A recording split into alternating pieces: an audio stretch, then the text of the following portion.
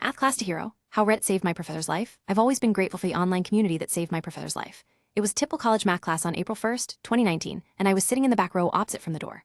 Our professor, James, was running late, which wasn't unusual since he'd bike to class sometimes. He walked in holding our graded exams, but didn't make his way to the front of the room right away. Instead, he stood at the doorway for a few minutes before suddenly collapsing into the back wall. At first, I thought it might be an April Fool's prank, but when James started shaking and throwing papers into the air, followed by seizing on the floor, I knew something was seriously wrong. That's when my Reddit watching past kicked in. I had seen compilations about what to do if someone has a seizure.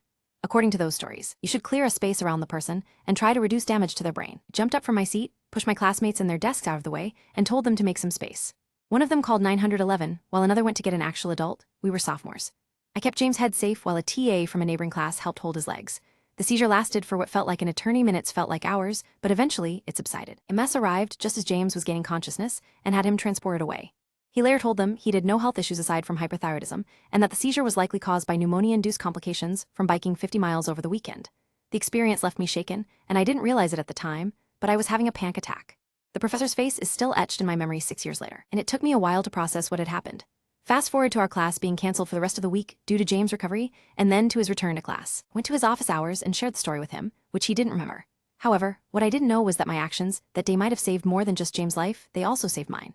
As it turned out, our final exam scores had been curved due to some irregularities in grading, which bumped me up from a failing grade to a passing C.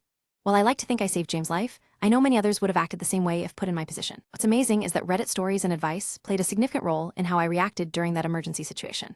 It just goes to show that even seemingly small actions can have a profound impact when combined with knowledge and experience gained from online communities like Reddit.